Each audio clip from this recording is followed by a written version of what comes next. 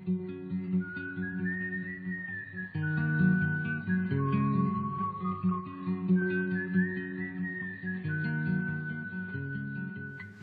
turn to Judges chapter 2 and verse 6.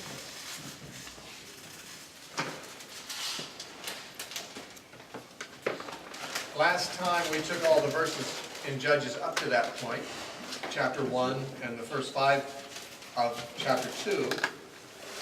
And it began in chapter 1:1 about what happened after the death of Joshua. But when we come to chapter 2, verse 6, we read of Joshua again, still very much alive. And we read of his death in the verses following, in verses 7 through 9.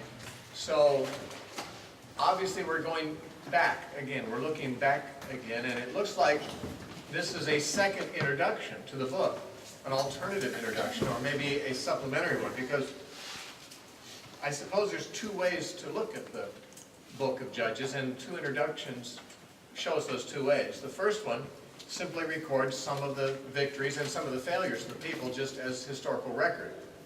But the second introduction, the one we're about to read, actually kind of summarizes the whole theological import of the book of the Judges. It's not considering specific cases, but more the whole period, and how the whole period relates to God's attitude toward things. And so, in one of these introductions, the first one, chapter 1:1 to chapter 2:5, we have an introduction from the death of Joshua, probably considered to be going up to the first judge. Othniel is mentioned in chapter 1, though not his judgeship, only his conquest of the land that got him his wife, the daughter of Caleb. And so we read of Othniel in chapter 1, verse 13, but later we're going to read of his judgeship. And so shortly after Joshua's death, there were a number of conquests and a number of failed attempts at conquest, and we're simply given kind of a record of them, probably covering the period essentially from the death of Joshua until the period of the first judge coming, or the first cycle that led to the first judge coming.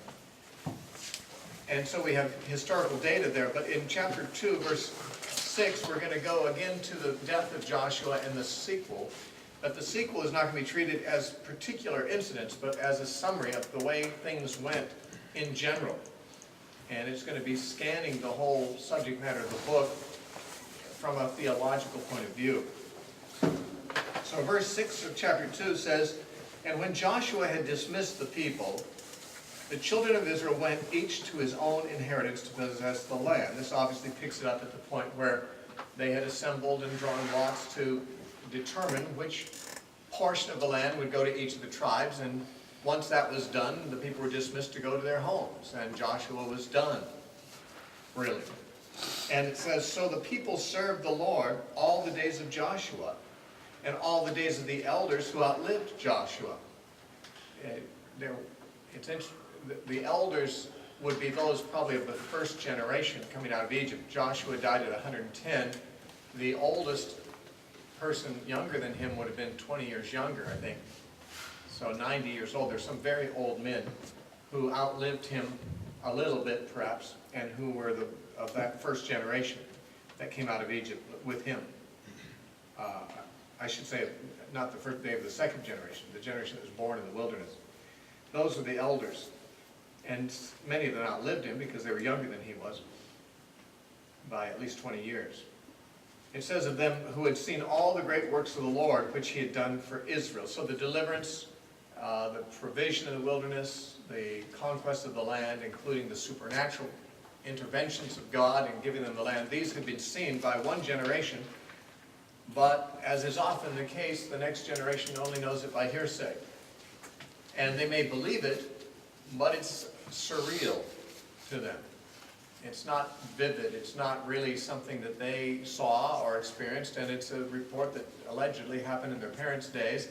And while they don't doubt that the parents are telling the truth, it doesn't in any way correspond to the reality they see, and therefore has a rather surreal aspect to it. And then, of course, before long, it just seems not just surreal, but unreal altogether and unbelievable. And so what happened is eventually generations came along that forgot entirely or didn't believe and didn't know. It says in verse 8, "Now Joshua the son of Nun, the servant of Yahweh, died when he was 110 years old, and they buried him within the border of his inheritance at Timnath-Heres in the mountains of Ephraim on the north side of Mount Gaash." Now this exact information, though not quite verbatim, it's not just lifted and pasted, it's not cut and pasted, but it's with only few words changed, but the exact same information is found in Joshua chapter 24 at the end in verses 29 through 31. And that information is exactly the same as that which is in verses 7 through 9 here. So this is not new to us. Verse 10, "When all that generation had been gathered to their fathers," that means died, "another generation arose after them, who did not know Yahweh, nor the work which he had done for Israel." At least they didn't know it other than by hearsay. They had not known it by experience. It was not something that they were aware of from having seen it or known it. It doesn't mean they never heard about it. There were many monuments that were set up. Every Passover, the works of the Lord were commemorated through the festival, if they were keeping it. But presumably that generation that saw the works of the Lord did keep those things. And so the next generation, and the one after that, would probably know the reports of the Lord, but they didn't know the Lord. And that's always a possibility for children raised in a religious home, in the home of parents who actually do know God. Children are raised hearing about God, hearing the stories, maybe even giving lip service to them, not resisting them, thinking they're true, but not knowing for sure because they don't have any personal experience with God, which of course everyone eventually needs, or else, without that personal experience with God, it's hard to resist the world's pull. If you actually have a relationship with God, there's much more of a grace given to you to resist the pull of the world. And so the next generation after a revival, who's never seen that revival, is always at a disadvantage and must hang on to their faith with greater difficulty. Someone who has seen the mighty works of God can lose their faith, but with greater difficulty. Someone who's never seen it and only heard of it can easily lose their faith. And so it's a greater difficulty to hang on to. And apparently they didn't put out the effort. And so they served the Baals, which just refers to the various gods, the various lords. The word Baal means lord, of the Canaanites around them. They forsook Yahweh, the God of their fathers, who had brought them out of the land of Egypt. They followed other gods from among the gods of the people who were all around them. And they bowed down to them, and they provoked the Lord to anger. They forsook the Lord and served Baal and the Ashtoreths, which are the basically gods and goddesses of the Canaanites. And the anger of the Lord was hot against Israel, so he delivered them into the hands of plunderers who despoiled them. And he sold them into the hands of their enemies all around, so that they could no longer stand before their enemies. Wherever they went out, the hand of the Lord was against them for calamity, as the Lord had said, and as the Lord had sworn to them, and they were greatly distressed. Now, this is not just speaking of the immediate time after the death of that generation only. This is really a summary of the book of Judges, how that again and again they did this. And of course, verse 16 says, "Then the Lord raised up judges who delivered them," which is not speaking of one instance, but the various instances. As I say, an overview of the whole book and seeing what God was doing. In the first introduction to the book, we saw what men did, what Othniel did, and what the Benjamites did, and what the men of Judah did, and so forth. But we are now reading about what God is doing. This is from God's point of view. They left the Lord. God angry. God raised up judges. God did this. God did that. This is God's action read into the history. So the Lord raised up judges who delivered them out of the hand of those who plundered them. Yet they would not listen to their judges. Now that's an interesting statement, because we get the impression generally that after, Ehud or we should say Othniel or Deborah or Gideon, deliver the people. That the people more or less behaved. I mean, these judges judged Israel, which would seem to mean that they governed Israel and that people heeded them. But maybe that's a wrong impression. Maybe these judges judged Israel, that is, that portion of Israel, that remnant that would listen to them, but most of the nation ignored the judges, didn't listen to them. In any case, we know that when the judges died, Israel quickly went back to their old and evil ways, and so we could say they didn't listen permanently to the judges. They didn't, take heed to the message of the judges. But in general, the judges did change things for a little bit, it would seem, in measure, for the better. But they played the harlot with other gods and bowed down to them. They turned quickly from the way in which their fathers walked. In obeying the commandments of the Lord, they did not do so. And when the Lord raised up judges for them, the Lord was with the judge and delivered them out of the hand of their enemies all the days of the judge. For the Lord was moved to pity by their groanings because of those who oppressed them and who harassed them. And it came to pass when the judge was dead that they reverted and behaved more corruptly than their fathers by following other gods, to serve them and bow down to them. They did not cease from their own doings, nor from their stubborn way. Then the anger of the Lord was hot against Israel, which is, of course, the beginning of another cycle of affliction. And he said, because this nation has transgressed my covenant, which I commanded their fathers, and has not heeded my voice, I also will no longer drive out before them any of the nations which Joshua left when he died, so that through them I may test Israel, whether they will keep the ways of the Lord, to walk in them, as their fathers kept them, or not. Therefore the Lord left those nations without driving them out immediately, nor did he deliver them into the hand of Joshua. And there's more about that very factor in the opening verses of chapter 3, but I just want to point this out. God made promises to Israel that he would drive out their enemies. But we might say, along with the writer of Hebrews, the promise made to them did not profit them, not being mixed with faith in them that heard it. The statement there, of course, in Hebrews chapter 4 is really a reference to the generation that was promised the promised land and failed to go in because in the days of Moses, they were afraid of the giants and wouldn't go in. So the promise didn't profit them because it was not mixed with faith in them that heard it, the writer of Hebrews says. Well, we might say the same thing about this later generation. They didn't have faith, they didn't stay in the faith, and therefore they rejected the faith, and therefore the promise didn't come true for them. God had this outstanding promise which they could cash in on at any time they wished, but they just didn't.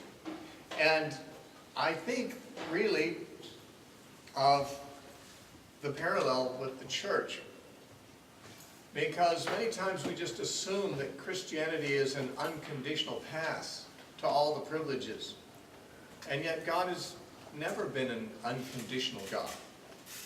He loves unconditionally. He even loves his enemies, the ones that end up in hell. He loves them, but that doesn't mean that he deals with people unconditionally. The Bible says God resists the proud and gives grace to the humble. If you're humble, you'll get one kind of treatment from God. If you're proud, you get another kind. God said, those who honor me, I will honor. Those who despise me will be lightly esteemed. Again, God dealing with those who honor him differently than those who do not honor him. The Bible talks about, the special benefits to those who have faith, and what the person without faith is deprived of. There are conditions in God's dealings with people, including with Christians. Now, a lot of times, in the warfare we're involved in, we're surprised that we're powerless to drive the enemies out, the spiritual enemies. I don't mean bad people, I mean bad demonic forces. Our warfare is not against flesh and blood. We don't wrestle against flesh and blood, but we do wrestle against principalities and against powers and against the rulers of the darkness of this age, and against spiritual wickedness in heavenly places. And there are promises that the weapons of our warfare are mighty through God to the pulling down of strongholds and casting down arguments and every high thing that exalts itself against the knowledge of God, and bringing every thought into captivity of the obedience of Jesus Christ. Those are promises. We have these warfare, these victory promises. And yet, it's not happening at this particular moment in many places in the world. In this place, for example, I don't mean this place where we're sitting, I mean the United States. The demonic powers seem to be entrenched. The enemies are there. We have mighty weapons. What's wrong? We have promises of God. What's wrong? Well, Israel had promises. Israel had guarantees, but they were conditional.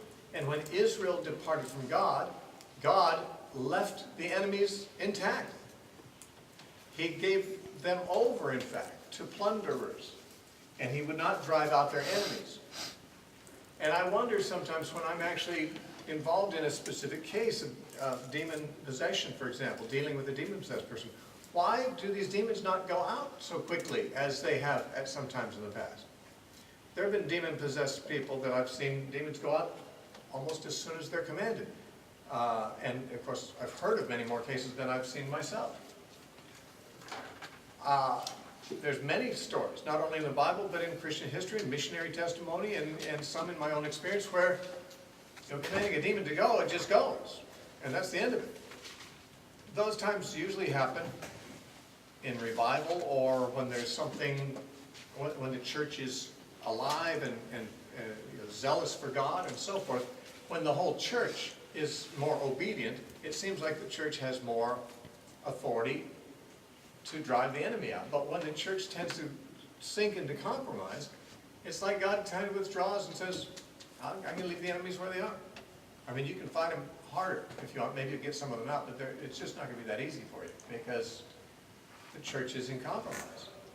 And I wonder sometimes when we actually are dealing, I'm thinking specifically of cases of dealing with demon possession, but even if it's not demon possession, if it's simply just the demonic influences in the society that we're trying to resist by our prayers, why is it that they don't move?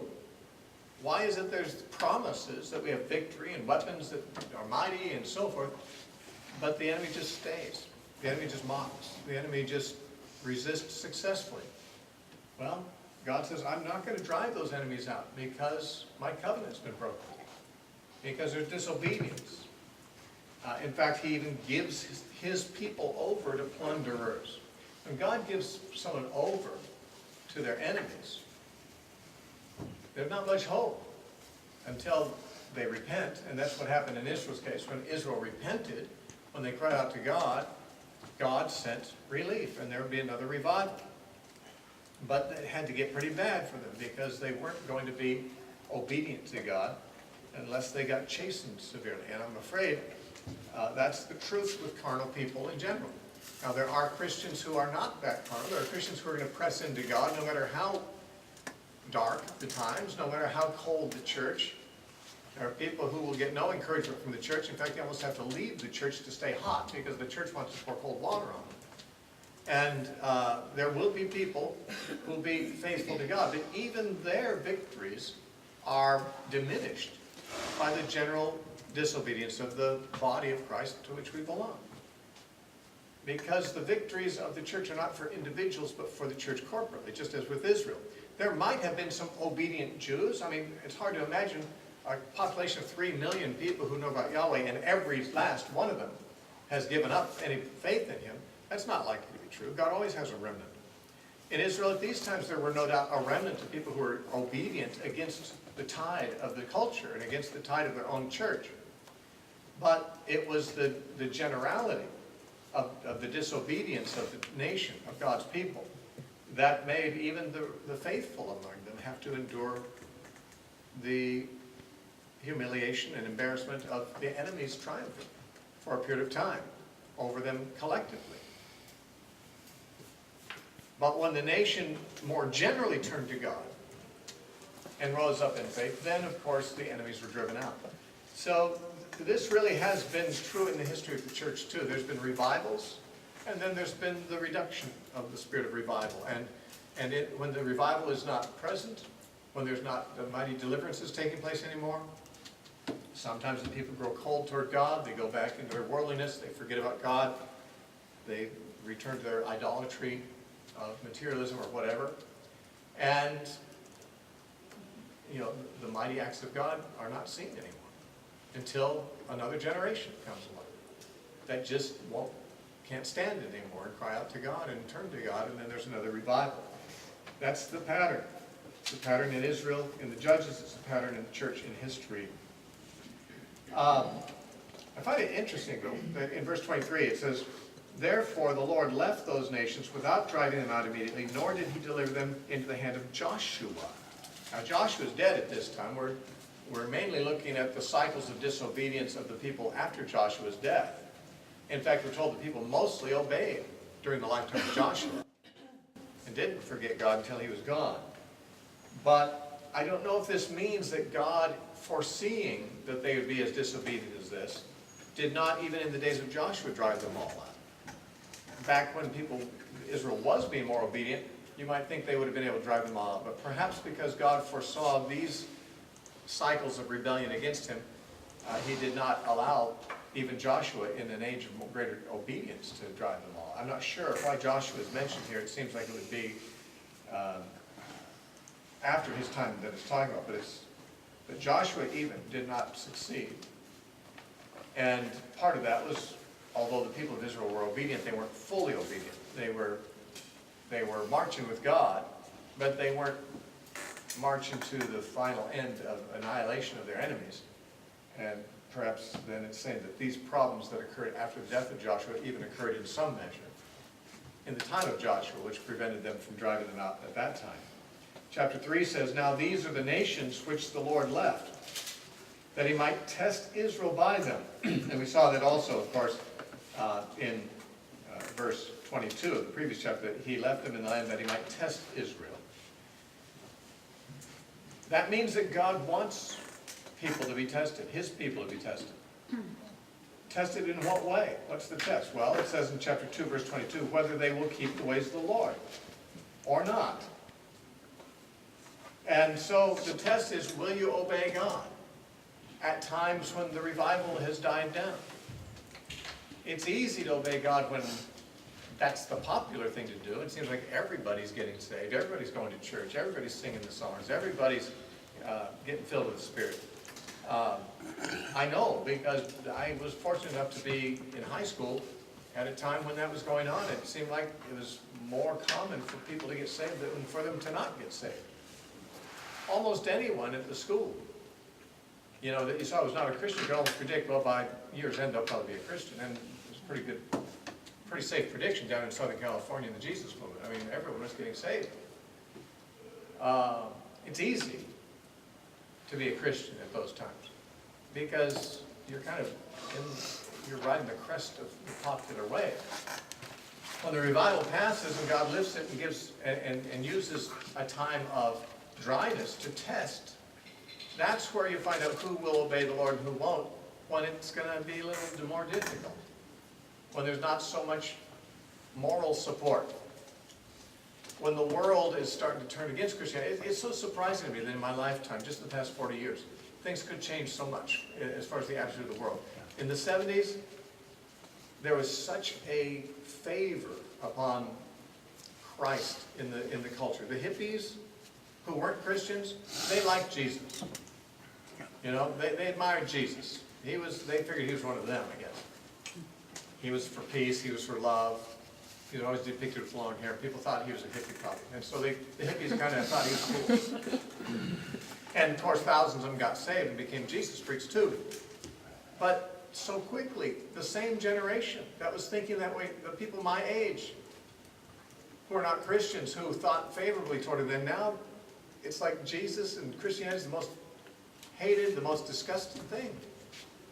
And people can turn so quickly. And so staying hot for God when the moral support you had in the culture is gone, that's the test. Will you cave in when the culture caves in, or will you stand against the culture when you must?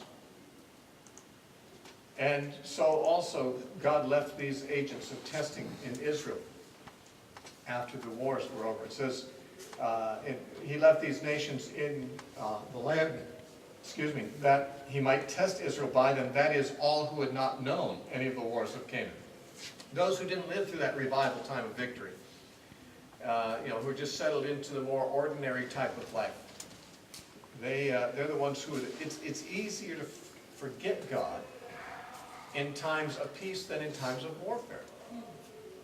It's even easier to remember God in times of persecution. It's maybe hard to stand for God in times of persecution, but when you're overtly persecuted, you at least don't forget about God, because he's the one who's causing you the trouble.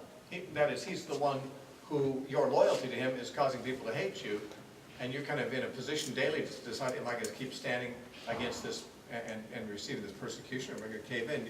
The issues are alive, the issues are before your mind, but when there's no warfare, there's no revival, there's no persecution, there's none of those things happening, and things are just bland.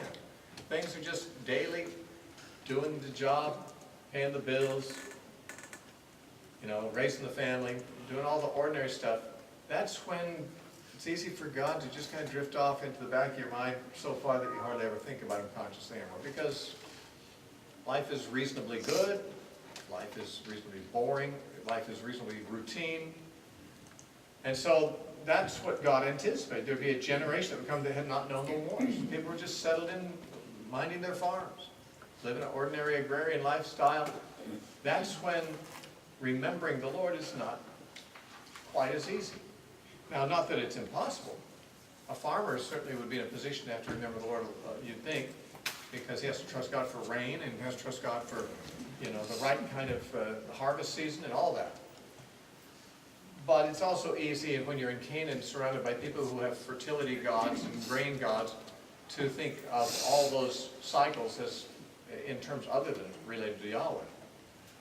All these gods and goddesses of the Canaanites were fertility gods, and they were connected both to child productivity and also crop productivity. The grain gods were the most common gods of the heathen. So a person just in an agrarian, peaceful time could easily forget about Yahweh and attribute things to other sources when there's no actual miracles going on that have to be attributed to God. Verse 2 says, this was only that the generations of the children of Israel might be taught to know war, at least those who had not formerly known it. Now, it sounds like God felt that it was important for no generation of Israel to become too flabby, too unable to fight in wars when the need would arise. So leaving some of those nations there would mean there'd be occasional skirmishes, occasional reasons to have to mobilize again, and never become too flabby, but those nations that had not been part of the wars of conquest should have to know something about warfare. And so God, again, leaves enemies nearby. And no doubt there is something of that in our own spiritual experience too.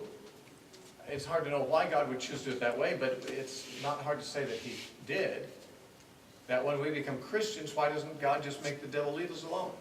Why doesn't God just purge us instantly of all of our sins, like the Wesleyan doctrine teaches? You don't have a sin nature anymore when you get entire sanctification. It's like a second work of grace in Wesleyan theology. Or some people think it happens when you get saved, or something. Not many who are realistic, but the truth is we wonder, why doesn't God more quickly just remove all obstacles from us in our Christian life, all the enemies within, at least? And the answer may be God doesn't want us to get too flabby. He wants us to continue to fight in war. He builds spiritual muscles, perhaps. Helps us to appreciate our need for him because there's continuing danger. And that's how he kept things for Israel. Now, the ones that he left in the land, verse 3, are namely the 5 lords of the Philistines. We've mentioned before the 5 cities of the Philistines along the Mediterranean that remained there for many centuries unconquered until the time of David. And then all the Canaanites, the Sidonians and the Hivites, who dwelt in Mount Lebanon, from Mount Baal Hermon to the entrance of Hamath. So there's a region up there in the north where there were a lot of Canaanites that still were hanging on to their territory. It says, and they were left that he might test Israel by them to know whether they would obey the commandments of the Lord which he had commanded their fathers by the hand of Moses. So it's not just the commandments to conquer the land that they're supposed to be keeping, all the commandments that God gave by Moses, meaning obviously the religion and the law of Moses. Especially that they should not worship other gods. The main requirement of the Mosaic legislation is that you do not worship other gods, and that's what they're retested about, and that's where they failed, because they did worship other gods.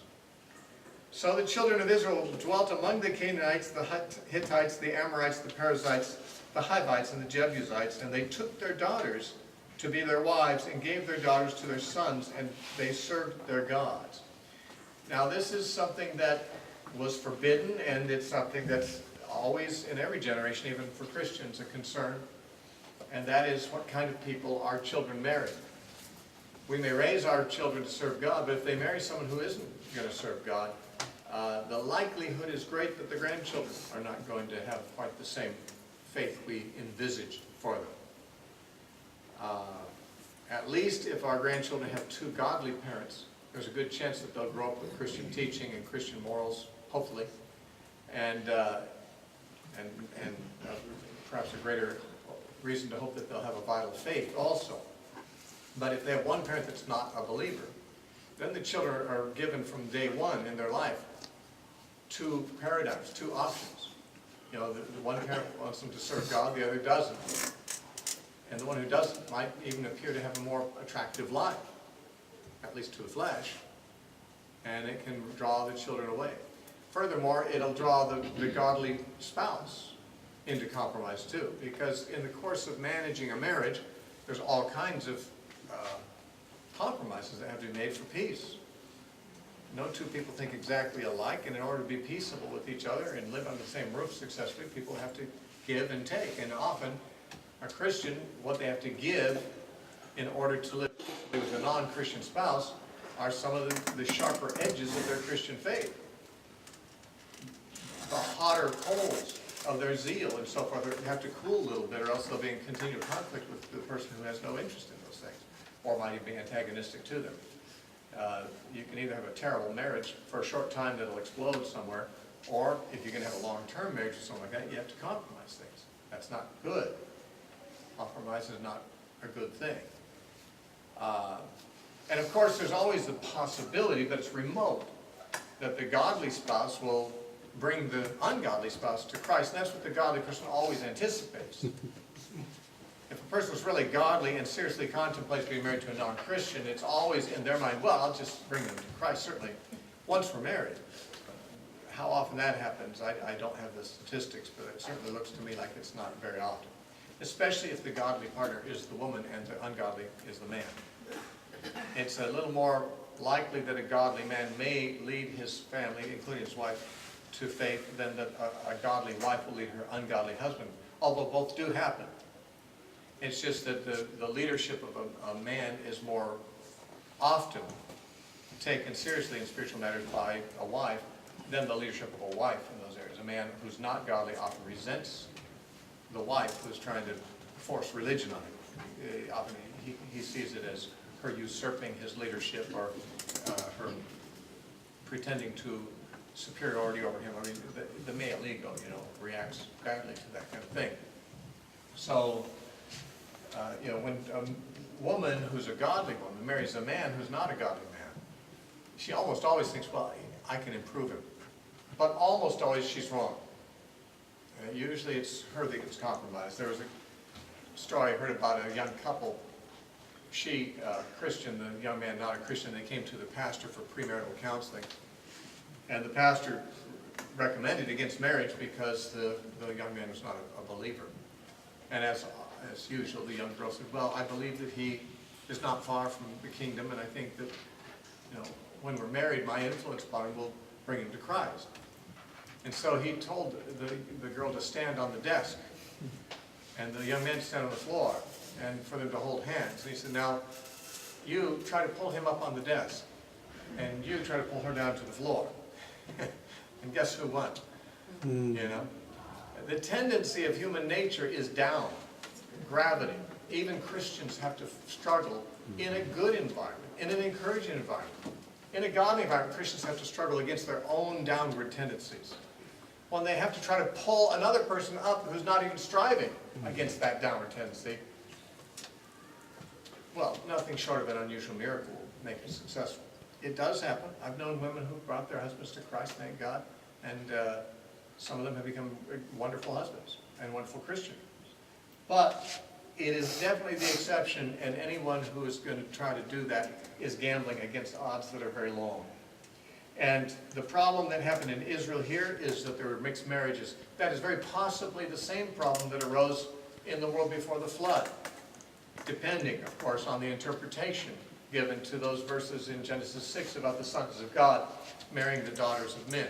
Many believe that's a reference to angels marrying human women. Others believe it's a reference to godly men compromising in their marriage choices and marrying ungodly women. I actually favor the second of those options. Most Christians I know seem to favor the first, but it would explain why God eventually had to bring the flood.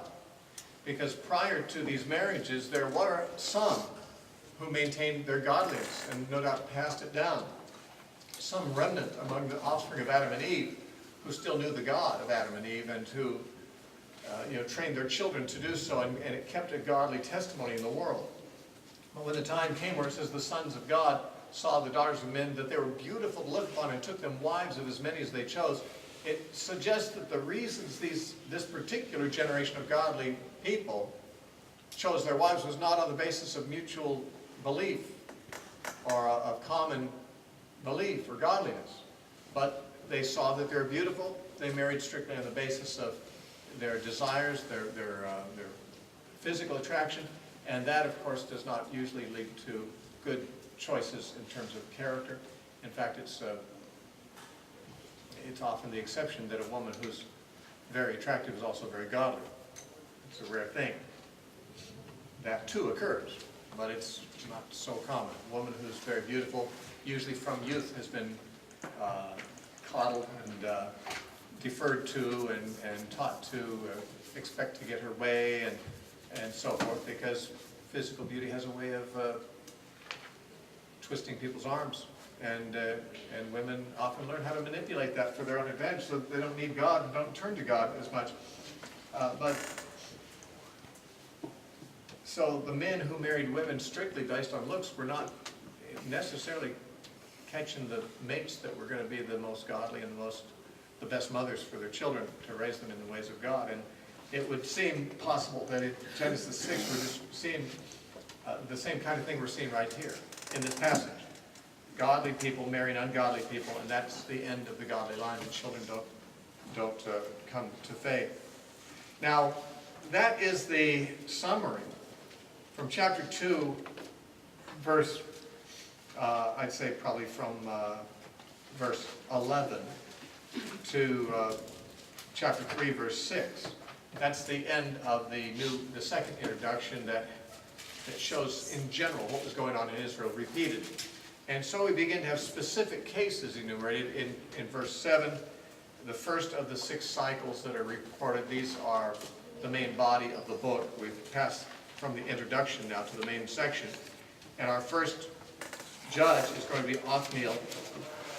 And he has already been known to us for his heroism in conquering the city in order to gain a wife. Because Caleb had offered his life in marriage to the man who conquered this city, and Othniel conquered it and got a wife that way. But there were more exploits to be done by this man. Verse 7 says, "So the children of Israel did evil in the sight of the Lord. They forgot the Lord, their God, and served the Baals and Ashtaroth. Therefore the anger of the Lord was hot against Israel, and he sold them into the hand of Cushan-Rishathaim, king of Mesopotamia. And the children of Israel served Cushan-Rishathaim 8 years." Now this fellow, it's interesting, there is a tradition among the Persians that there were ancient Iranian rulers named Cushan, and Cushan something else. And there's even one known from the ancient Persian stories who had a name very similar to this. It wasn't quite Cushan Rishathaim, but it was sort of like Cushan Rithim or something like that. It was similar. And there are actually in the Persian stories legends of these Iranian rulers coming down and conquering Syria and Palestine and other areas, and that would seem to confirm what this says. From Mesopotamia, that would be up where, that's the region of Babylon and Persia and so forth, Iran and Iraq. So this man came from some distance and conquered that region and held it for 8 years. And when the children of Israel cried out to Yahweh, Yahweh raised up a deliverer for the children of Israel who delivered them, Othniel, the son of Kenaz, Caleb's younger brother. The Spirit of the Lord came upon him. Now this is said of some of the other judges too, that the Spirit of the Lord came upon him. It's said of Gideon in chapter 6 and verse 34. The Spirit of the Lord came on him too. Also Jephthah in chapter 11, verse 29. And it's also said of Samson more than once. In chapter 13, verse 25, and in chapter 14, verse 6, it says the Spirit moved on Samson. So 4 of the judges, it specifically says the Spirit of the Lord came upon them. It may be that we are to assume that this happened in each case and is simply not mentioned except in occasional instances. But it was the Lord that raised them up. It was the Spirit of God upon them that caused them to do the exploits they did. It's not by might, nor by power, but by my Spirit, says the Lord. Says Zechariah 4:6. And so this man who already had proved himself in battle previously and got a name for himself, did Israel another service. He was filled with the Spirit of God. And he ended up being a judge of Israel. He judged Israel. And he went out to war.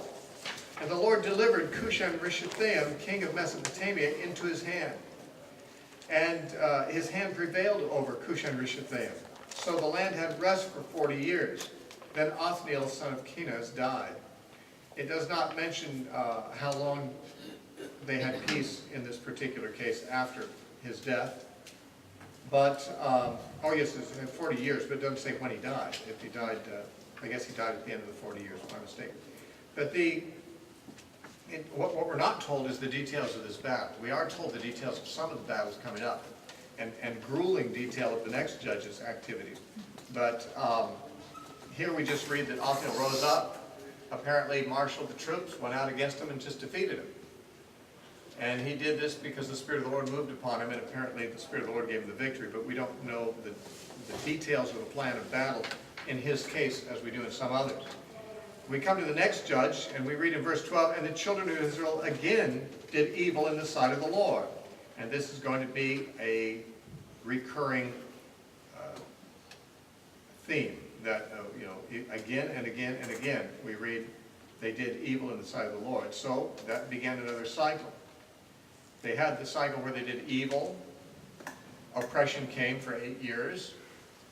They cried out to the Lord.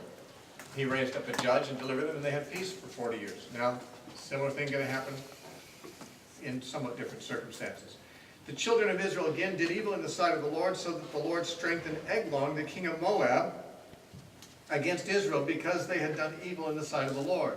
Then he gathered to himself the people of Ammon and Amalek, and went and defeated Israel and took possession of the city of palms. Now, Moab was east of the area of Reuben. Remember, on the east of the Jordan, 2.5 tribes had taken their possession there, Reuben and Gad, and half the tribe of Manasseh. Now, both Ammon and Moab, 2 of these 3 nations, were east of there. So in invading Israel, what they first invaded was this Transjordanian section of these 2.5 tribes, and no doubt swept over them, probably conquered them, but managed to cross the Jordan also and get into what's called here the city of palms, which is almost certainly Jericho. Jericho is usually called the city of palms. Jericho is a good place to start your conquest of Palestine because it was central enough to divide the northern and the southern areas from being able to join forces against you, and you kind of just put a wedge in the country and force your way in.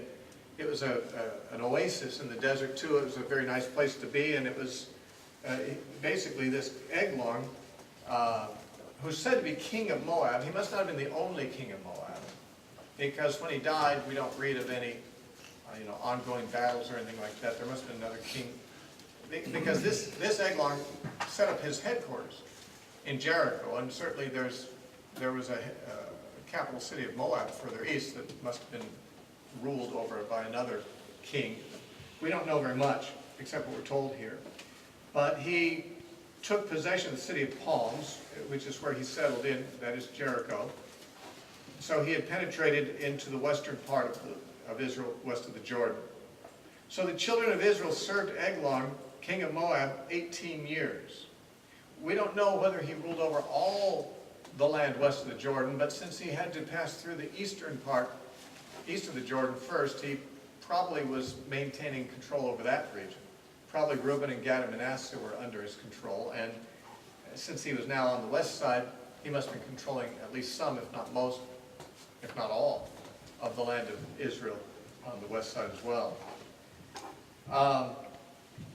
And that oppression lasted for 18 years. And when the children of Israel cried out to the Lord raised up a deliverer for them, Ehud the son of Gera, the Benjamite, a left-handed man. The word left-handed actually in the Hebrew actually means weak or limited in the right hand. So he's obviously left-handed. His right hand was weaker, and therefore he was left-handed. The Benjamites seem to be characterized by left-handed men more often than most. Left-handedness is a rare thing in the Bible, but when it is found, it is often among people of the tribe of Benjamin, as in this case, for some reason. I don't know why. By him the children of Israel sent tribute to Eglon, king of Moab. So they had to pay their tribute on a probably annual basis. And Ehud was the guy who led the delegation of the Israelites to bring the gift, the money, to their overlord. But Ehud had a well-planned out strategy of deliverance. It was either very well planned out or he was just extremely lucky, because in order for his plan to succeed, it required a lot of things to be in place. He had to make sure that he would have a private audience with the king and have none of the king's servants around. He had to be in a place where he could escape out a window and run across the field without being spotted from the palace. I mean, he had to really case out the situation, or else he just did a reckless thing and God blessed him and everything worked out well. But it's probable that Ehud made regular, maybe annual trips to Eglon to bring these gifts with the delegation, and during that time he had been able to check out the lay of the land and the way the palace was and the habits of the king and so forth in some measure, so that he could make a plan that would work as well as this one did. Now, Ehud made himself a dagger. It was double-edged and a cubit in length, that's 18 inches, and fastened it under his clothes to his right thigh. Now, this is why we're told he's left-handed, because a left-handed warrior had strength in his left hand, and therefore he would keep his sword on his right thigh. I don't even know which is right and left. Whereas the ordinary warrior would have his sword on the left thigh, so he could draw it out by his right hand for battle. Now, if he's going to sneak a sword past the Homeland Security in Jericho, they don't have metal detectors, but they'll probably pat him down.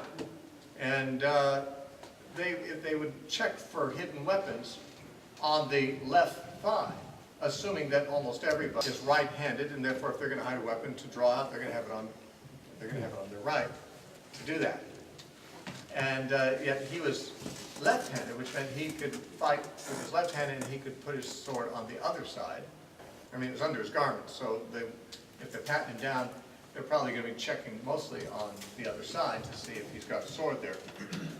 And so he was able to conceal it due to his left-handedness. It says he made himself a dagger. In most of these cases, the Israelites were not allowed to have weapons by their oppressors. And so we read, for example, in the days of Sisera, when he afflicted Israel, that there wasn't one shield or one sword among 40,000 Israelites. They were kept disarmed by their oppressors. But he apparently had the tools to form a sword out of some kind of substance that he had, and And so he made one for himself, and he hid it on his right thigh. And when he had finished presenting the tribute, he sent away the people who had carried the tribute. That is, he came with a delegation, and then he sent them on home, perhaps to get them out of harm's way in case his plan went bad. He'd get them to safety. And then he apparently returned to Eglon afterwards, after Eglon had gone up into his cooling chamber, as it's referred to. He was a very fat man, we're told, and it was a very hot place to live, and so there was an area up on the roof, apparently, which was a chamber for cooling himself. And so after he'd sent away the delegation that had been with him, Ehud returned back from the stone images, which were probably pillars marking the boundary between Israelite and Moabite territory. So the delegation that was with him, he sent them back to safety beyond the reach of the Moabites, apparently. And he returned and said, I have a secret message for you, O king. And he said, keep silence. And all who attended him went out from him. That is, the king said, keep silence. Don't speak until we've got privacy here. It's a secret message. When he says, okay, hold your peace, that's the signal for his servants. Get out, because I don't want to hear this in your presence. So the servants left, and the door was shut, and so there was a private interview here. Perhaps they knew each other from several visits over the years.